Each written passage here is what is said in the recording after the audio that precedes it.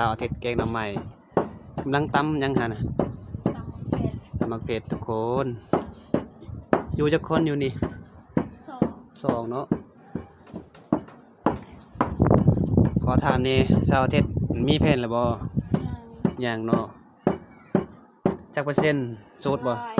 100%โสดเนาะ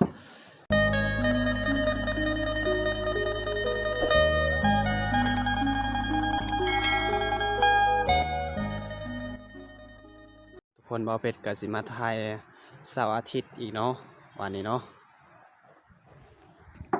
ทุกคนบ่เป็ดก็สิมาถ่ายเสาร์อาทิตย์ว่าสิเฮ็ดหยังเนาะคือได้ยินเสียงก๊อกๆแก๊กๆอยู่นี่สบายดีชาวอาทิตย์โดยสบายดีเนาะเฮ็ดหยังเนาะแกงหน่อไม้โอ้ทุกคนเสาร์อาทิตย์แกงหน่อไม้กำลังตำยังหั่นน่ะตำมักเผ็ดทุกคนอยู่จักคนอยู่นี่สองเนาะขอถามนี่เสาร์อาทิตย์มีแผนแล้วบ่ยังเนาะจักเปอร์เซ็นต์โสดบ่100%โสดเนาะโอ้ทุกคนเสาร์อาทิตย์ก็โสดเด้อทุกคนเด้อถ้ามีคนไทยอยากสิมาคุยนำได้บ่ได้เนาะคนลาวคนไทยก็ได้เนาะ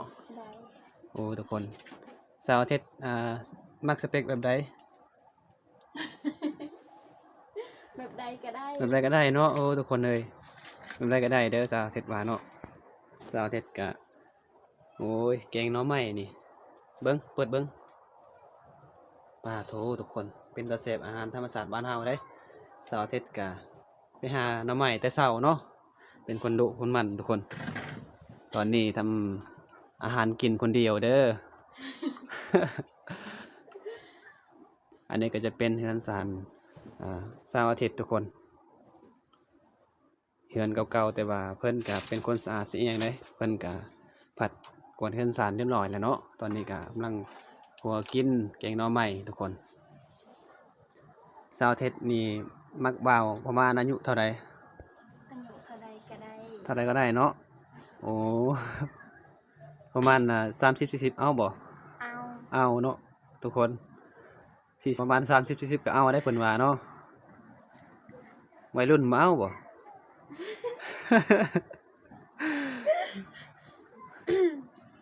วัยรุ่นก็เอาเนาะสาวอาทิตย์ทุกคนสาวลาวน่าฮักตามธรรมชาติได้บ่ได้ใส่แต่งตัวบ่ได้แบบว่าคือคนอยู่ในเมืองเนาะอันนี้ก็ว่างามธรรมชาติบ้านเฮาเลยได้เบิ่งทุกคนสาวอาทิตย์โอ้สุดยอดสาวลาวบ้านเฮานี่พระบางกอกบ้านหุ่นศรีเมืองหนองเป็นชนเขตเด้อเพิ่นก็ทำมาหากินตอนนี้ก็แกงหน่อไม้เนาะโอ้สุดยอด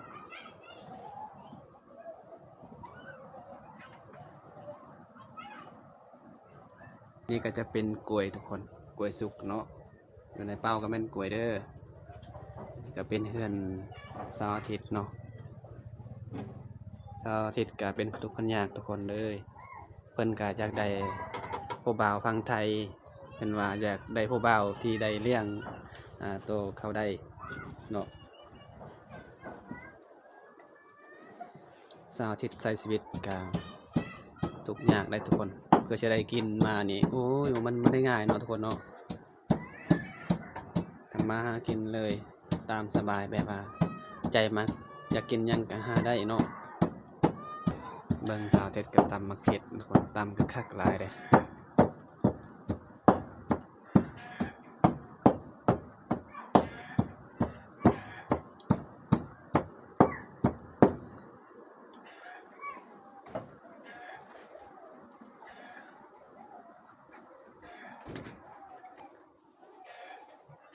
เบิ่งเพิ่นเฮ็ดกินอาหารก็เรียบร้อยเนาะทุกคนเนาะ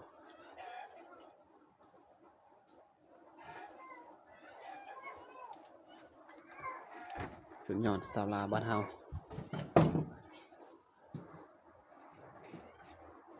สาวเจ็ดกันยังสูตรเด้อทุกคนเด้อถ้าใครจะคุยนำก็คุยได้เนาะเพิ่นก็บ่ได้ขี้คุยดอกทุกคนเพิ่นก็รับได้ว่าจะเป็นคนฟังไทยฟังลาว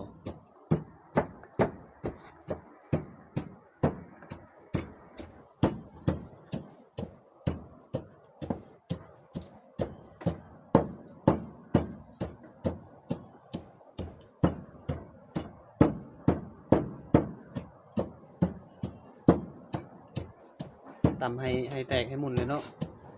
โอ้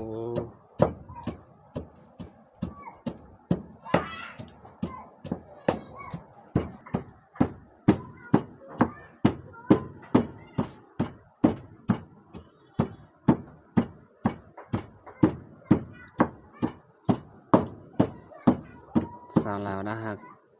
เฮ็ดทำมาหากินในดุทุกคนใครสนใจก็ทักมาได้เด้อเดี๋ยวบ่าวเพชรก็สิติดต่อให้เนาะ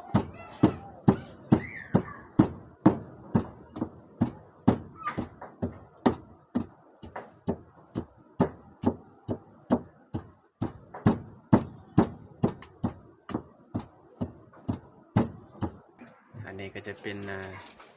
หม้อเพิ่นแกงหน่อไม้ทุกคน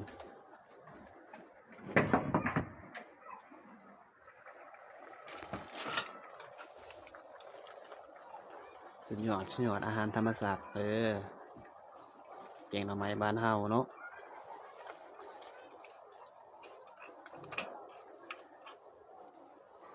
เพิ่นใส่ผักเอาสาวอาทิตย์เฮ็ดหยัง มาล้างถ้วย ล้างถ้วยล้าง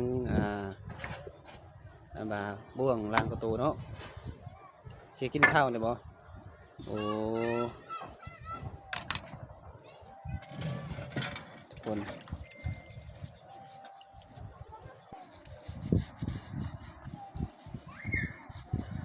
เพิ่นก็บ่มีสไลด์เนาะบ่มีเงินคำซื้อทุกคนเนาะล้างแบบธรรมชาตินี่แหละทุกคนเอ้ย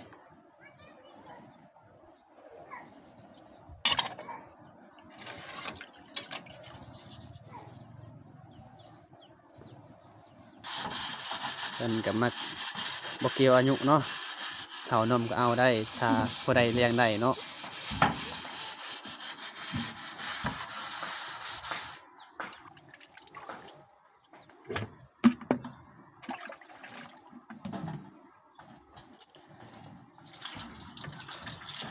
นี่แหละทุกคนอยู่บ้านเฮาก็เฮ็ดแบบนี้แหละ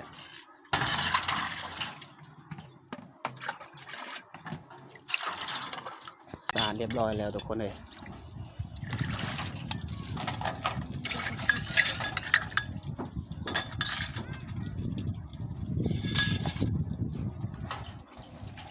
นี่เพิ่นแกงแล่แล้วบ่แกงหน่อไม้นะ ยังมาแล้ว ยังบ่แล้วเนาะยังบ่สุกเนาะ บ่สุก ผักหยังแหน่ใส่ผักหยังแหน่คือหอมแท้เนาะอันนี้ก็คือว่าใส่ผักอีตู้เนาะบ้านบ้านเฮาเอิ้นว่าลิกแลกทุกคนแต่ภาษาลาวเอิ้นว่าผักอีตู้เด้อใส่กับแกงหน่อไม้คือว่าสิหอมหลายเนาะทุกคนเนาะนี่โอ้ยเสาร์อาทิตย์นี่ก็แกงหน่อไม้ก็เก่งหลายทุกคน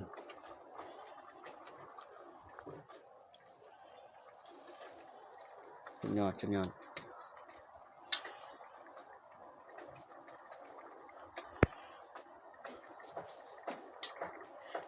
ด้วยกันเลย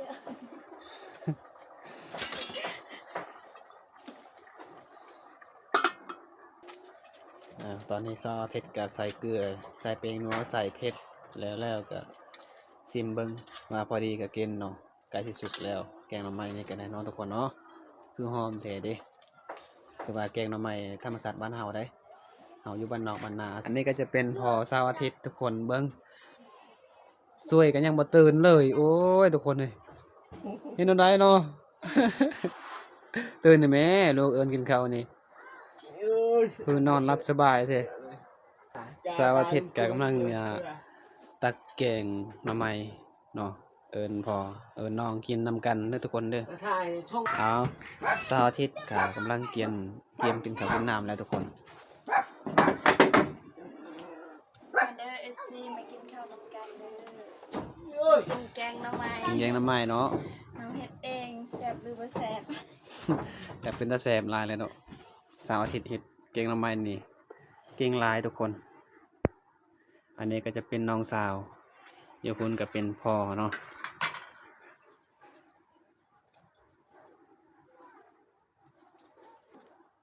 บ่มีผู้ว่าวเนาะ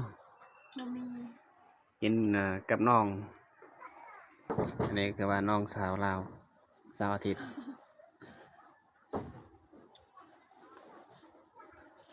กิน2 คนทุกคน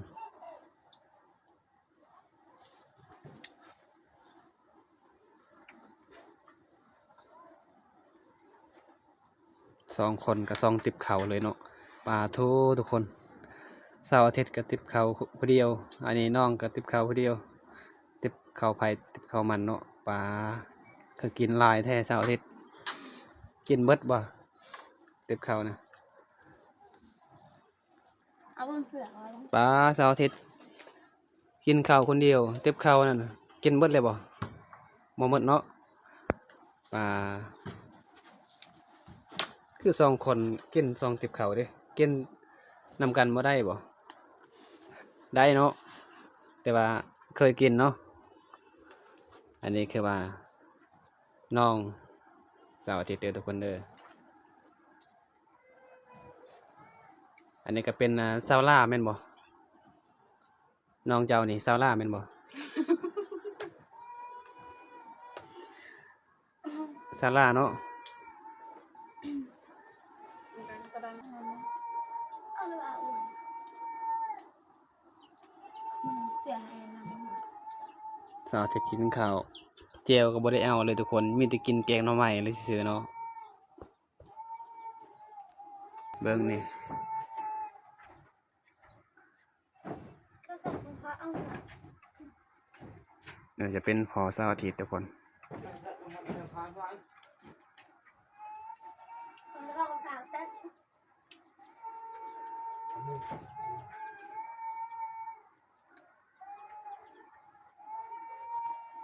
ตอนนี้เสาร์อาทิตย์ก็กินแล้วข้าวทุกคน ยังแต่กินน้ำแล้วเนาะเสาร์อาทิตย์กินข้าวแล้วกับปัดเรือนสางนี่เนาะเดี๋ยวได้เสาร์อาทิตย์กินข้าวแล้วเนาะ แล้ว อิ่มเลยบ่ อิ่มแล้ว โอ้ถ้ามีผู้บ่าวสิไปลิ้นเฮือนเจ้าได้บ่ ได้ ได้เนาะเอาว่าเพชรกะถ่ายคลิปเสาร์อาทิตย์กินข้าวตั้งแต่แรกแบบว่าเห็นเสาร์อาทิตย์แกงหน่อไม้แล้วตอนนี้ก็กินข้าวเรียบร้อยเนาะว่าเพชรกะมีน้ำใจเล็กน้อยให้เสาร์อาทิตย์กินขนมทุกคนเอา10,000 กีบเด้อ บ่าวเพชร โดยขอบใจ ให้มีคนติดตามเป็นร้อยนะ โดยขอให้บ่าวเพชรมีคนติดตามเป็นร้อยเป็นพันเนาะ โดย ให้มีผู้บ่าวอ่าคนหล่อคนรวย คนฮักจริงใจว่าซั่นเนาะคนที่ดูแลเสาร์อาทิตย์ใดเด้อบ่าวเพชรก็ขอปิดคลิปก่อนเด้อทุกคนบ่าวเพชรก็ขอบใจเสาร์อาทิตย์เนาะขอบใจเด้อเสาร์อาทิตย์เด้อ ขอบใจ มื้อหน้าพอกันใหม่เนาะ โดย คลิปนี้ก็สิจบประมาณนี้ก่อนเด้อเสาร์อาทิตย์ไปไสมื้อนี้ ไม่ได้ไปไส มันไปไสเนาะโอ้เดี๋ยวบ่าวเพชรก็สิขอปิดคลิปก่อนทุกคนเจอกันคลิปหน้าเด้ออย่าลืมติดตามเนาะ โดย บ๊ายบาย บ๊ายบาย เอาสบายดีทุกคนตอนนี้บ่าวเพชรก็ได้ถ่ายคลิปเสาร์อาทิตย์สำเร็จแล้วเนาะคลิปนี้ก็สิจบประมาณนี้ก่อนทุกคนบ่าวเพชรขอให้ FC กดไลค์กดแชร์ฝากกดติดตามส่องบ่าวเพชรเด้อคลิปนี้จบประมาณนี้ก่อนบ๊ายบายเจอกันคลิปหน้าทุกคน